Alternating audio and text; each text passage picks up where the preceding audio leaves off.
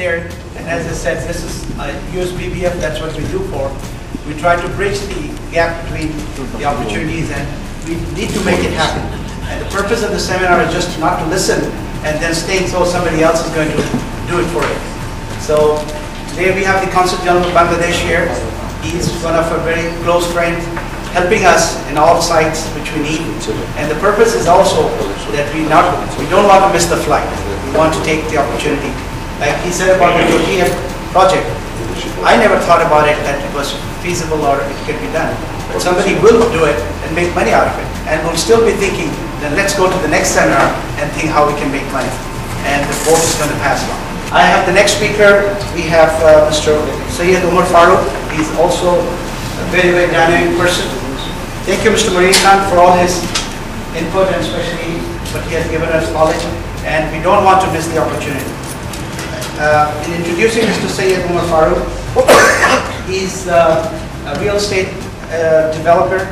He's also a garment manufacturer, and he's a supplier to Kohl's and other big garments industries here. He's an economist, he's a consultant, and he's presently doing consultancy with Chittagong Port Authority. He has a degree from UC Santa Barbara in Masters in Business Economics. It's my pleasure and privilege to introduce Sayyid Umar Farooq. If you look at it, Bangladesh exists, but I still name it Rebuilding Bangladesh. And part of the reason is because Bangladesh is going through some dynamic changes, some serious changes. At the same time, there's enough focus to bring a new image of Bangladesh. That's why we aim at Rebuilding Bangladesh. Because one of the challenges that you encounter, you often hear about this political instability, the crisis, natural disasters for Bangladesh. So why we're aiming at Rebuilding Bangladesh. Today, this is the seminar. This gives you a little glimpse of Dhaka City. We want to portray a different image of this country. It's the sort of whether you look at the glass half empty or half full. You just have to have that open mind. But at the same time, I'm not just trying to sell Bangladesh story here. My objective is to sell you the Bangladesh story. But at the same time, I would like you to take this information back. And as you consider for your own investment opportunities, and if you talk to other investors, all the pros and the cons, the good news and the bad news, I would like to share with you so that you investments. Looking back at the stock market, Bangladesh ranks as one of the top performing in Asia, although we have lessons to learn from Vietnam and recently the crisis in Pakistan. But at the same time, Bangladesh has been insulated because it does not have so much of the global exposure of this credit risk. It's good news and a bad news. I mean, on one hand, we are trying to bring foreign investments. On the other hand, not having so much exposure has buffered and insulated Bangladesh from having this global tension. Go through this quickly because we've already discussed this, but here's a little comparison between Bangladesh stock market, which is the stock exchange, against the other markets. You can compare it with USA, S&P, and the Tokyo Nikkei stock exchange of India and Vietnam. You can see Bangladesh is performing fairly well. The question is that a bubble, or why there's so much performance? I mean, Bloomberg has now started recognizing Bangladesh as a market place for investment. Yes, the couple of the factors will be, number one is a lot of state-owned enterprises. They are coming through IPOs, they're becoming the 18 years later, of course I was excited at that time that I was writing about Asian economy. Of course it wasn't Bangladesh, but I'm more excited now that I'm talking about Bangladesh. 18 years later, it's exactly the same thing what we talked about in 1989, 1980. It's exactly the same thing happening now in Bangladesh. But where Bangladesh has suffered, but we working, several of us, is an image crisis. What we are trying to do is brand Bangladesh. I'm trying to sell Bangladesh here, but at the same time, just like me, that several other individuals, voluntarily, everybody's working together. USBBF, I think, play a very critical and important role in making this reality. I mean, when you think of Bangladesh, you have these images. But at the same time, Bangladesh has been recognized now in global peace prize. Bangladesh all the success stories. So if we can learn about this, I think it will be easier for us to attract portfolio investors, foreign investors, institutional investors that we are trying to get, foreign investors. When you compare with those the superstars like Vietnam, I mean, inflation's right now in double digits.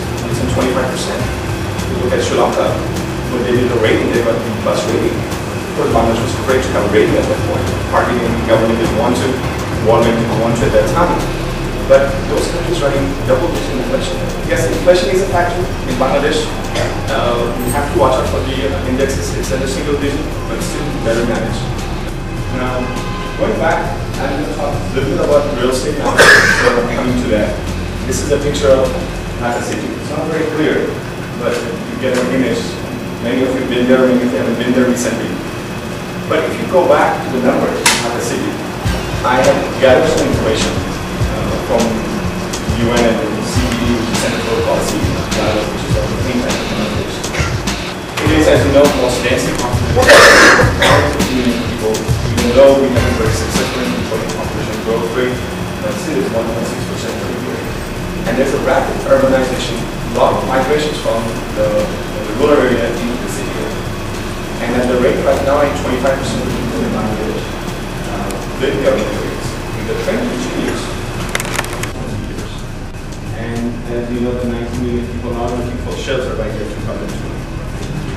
Bangladesh housing sector, there's a lot of private initiative. In 1991, the housing sector has been recognized as an industry, so it has a lot of government support. There is a private organization there, it's a trade body, real estate and housing authority of Bangladesh, where we are a member of. In short and brief, it's known as Rehab. I collected this data from Rehab, and have also informed Rehab about this seminar today. Rehab is an organization of 360 developers and builders, institutional developers. So from Rehab data, this is the number of apartments that have been constructed in the city from 2003 7. But the same 4 million homes are required to cover the growth rate of our population. Another city besides Dhaka, where there's a lot of real estate development going on, is the coastal city of Chile. Now, before I go back more into Chile, I want to just give you some announcement on some recent foreign investments that will be united. There's a Taiwanese company who just made an announcement to invest $72 million in the extra processing zone to prepare fabric. Mercedes-Benz made an announcement to have a joint venture in Bangladesh to assemble Mercedes-Benz buses. Sony is going to start assembling LCD TV in Bangladesh. China has shown great interest. China has been investing in Bangladesh, but also shown a lot of interest in real estate. The Korean ambassador recently made an announcement that there's a lot of Korean companies who are interested in coming because Korea is a very big investor in Bangladesh. In fact, there is a very famous Korean company called Youngwon, which is right now setting up a shoe factory, and according to the Youngwon president, it is going to be the largest shoe manufacturing facilities in the world. At the same time, this company has been given an area of land to develop a private export processing zone, and the company president expects to bring at least $1 billion worth of investment in the export processing zone. In addition to that, there are other investors from South Korea showing a lot of interest in real estate. There's companies from the UK that looking to Bangladesh, they decided to invest in Bangladesh and are interested in the garment sectors as opposed to China. I'm sure recently you've heard Saudi Arabia made an announcement to invest $3 billion in oil refinery units in Chile in the coastal area. And then there's a US company made an announcement of $70 million investment to set up power plants. So this gives you some idea about different